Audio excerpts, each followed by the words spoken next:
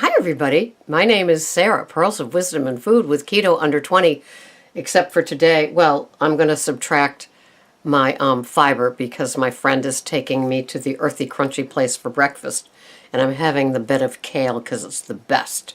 And it's the place that does the organic, locally grown, no nitrites, no nitrates, all that good stuff. So anyway, how are you doing today? How is your food plan? Are you a lazy keto tracker or non-tracker? I love that.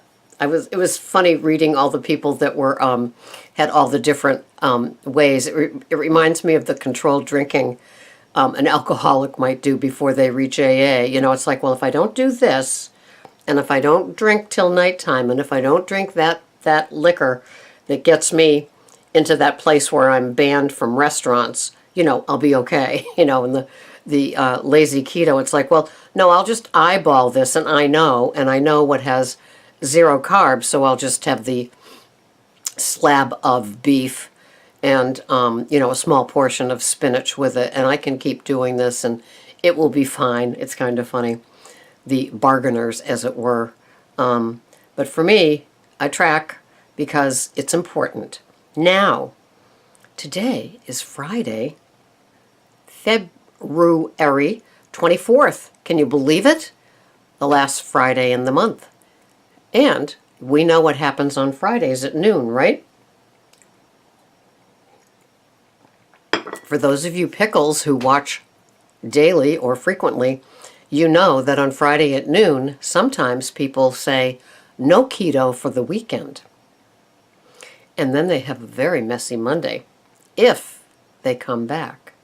Some don't come back. Suddenly, another food program, another food plan that allows plenty of carbs becomes what they start looking at. It's like, well, maybe I could be a vegetarian because then I can have bread and I'll save the calories on the meat. You know, that fancy thinking that we do, and we jump from one program to the next. If you're my age, or even close, then you know from experience that these things are just, you know, you're just playing with yourself. You're not being accountable. You're not going to do what works. You don't want to have to sacrifice. You just want what you want without a lot of the work. Call your plastic surgeon. You just need money, that's all. So go back out to work and make an appointment with your plastic surgeon. Make sure you have enough sick time, and you can lose the weight, right? Which always makes me think, why didn't Oprah do any of those things? I don't know. I mean, is Weight Watchers really it? Okay. So anyway, for her, just saying. So Weight Watchers does work for other people. I'm just saying that it was where I was, counting my points, and then I evolved to here, to keto under 20, and it's what works for me. So the premise of this particular podcast is to prevent you from having a messy Monday. So we begin that on a Friday podcast because we want to remind you, I want to remind you, that you don't want to trip and fall and skirt around and play with and kind of la-ti-da your food plan. Keto is 7 days a week. You know, I'd rather have you confess that you had more butter on your veggies, or you put an extra large pat of butter on your sizzling steak, than the fact that you had the things that they serve on the side if you went out to eat, or if you went to somebody's house, or if you did the drive-through, right? So better to have more calories in fat or protein, or maybe a few extra carbs over the weekend, but none of the other things, the sugars, the grains, the processed foods, the diet soda. You know, I'm just as guilty as the next person when I was fooling around with my food plans. You know, I'd say, you know, have the heavy laden meal and then have the diet soda to balance it out. Well, at least I'm not having the 200 calories with a classic Coke because I'm having Diet Coke. Oh yeah, I did all of that. And if I asked you all to stand up if you did it too, there wouldn't be people sitting, I'm sure. So we want to get to a mess. We want to get to Monday without the mess. We want to know that we tracked, we were accountable. We may have even had one or two of those days off where we could do some food purchasing and prepping and planning, so we knew what we were going to have the next week. It was already there. You had the hard-boiled eggs in the fridge. You had the meat sticks, the cheese sticks, the that like Soterio salami cheese little package as a treat, 210 calories. What's not to love about that? The containers of veggies, maybe luckily from Trader Joe's, maybe from a Costco BJ's type of place where you can get the big tubs. I got a big tub of organic baby spinach at BJ's yesterday. There's nothing like baby spinach. Organic baby spinach. And it's a savior if you're on a keto food plan. And I do 50 carbs of that. And then I do, I think, 40 carbs of organic sliced mushrooms. And I saute those things in just a wee bit of butter. And that is the bed under my steak, under my burger, under my eggs. And, it gets the really good nutrition in for very low carbs. And I love that. And I've got some organic broccoli, too, that I'll be having over the weekend.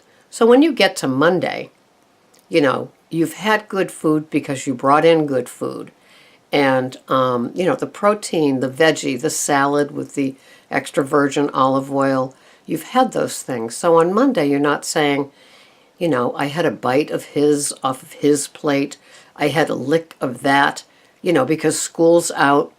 We have an ice cream miniature golf place kind of across the street here, and they open up for the school vacation week.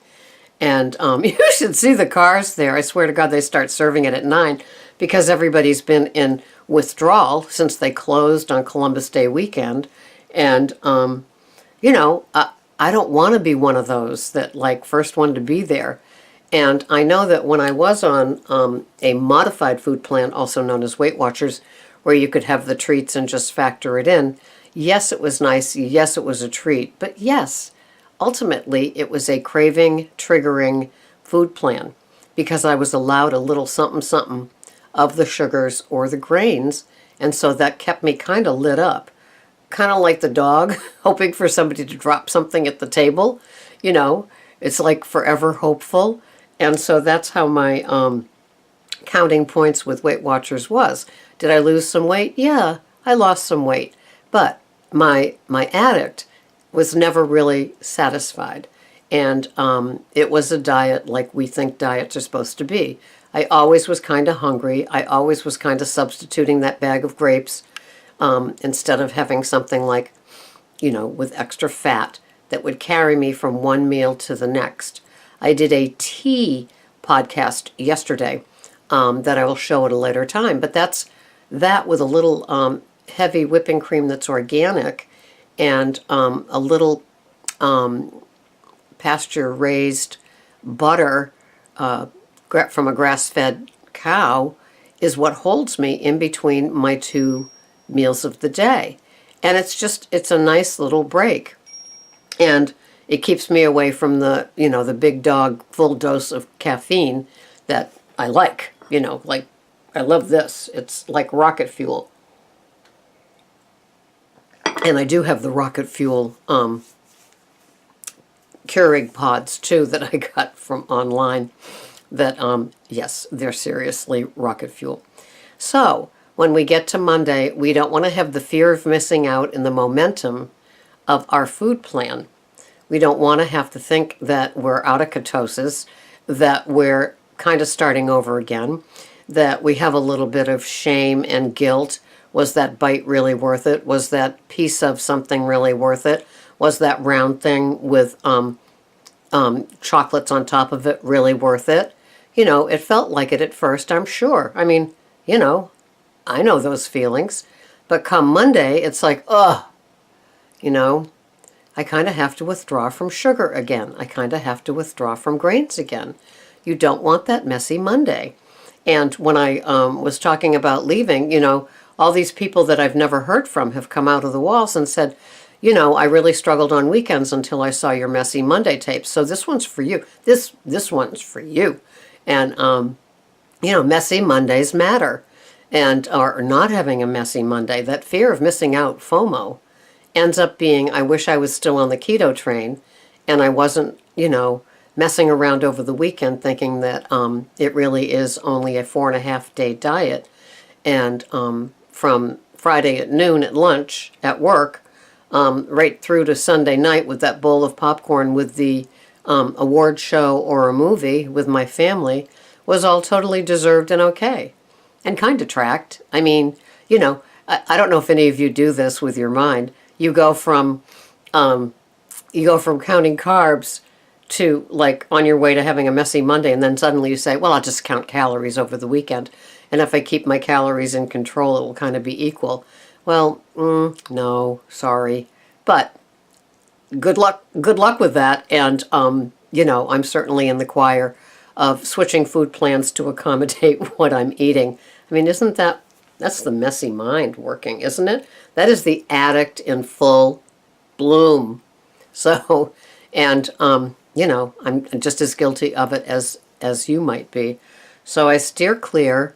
I track. I know what I'm having Friday night, Saturday, and Sunday. So when I get to Monday, it's like, yes, I'm solid. I'm structured. I'm still disciplined. My Lose It tracker isn't like sending out a message on my email saying, we miss you. So keep it all together. No messy Mondays. You want to be proud of yourself on Monday for keeping your momentum going. We want a momentum going Monday. Thanks so much for watching.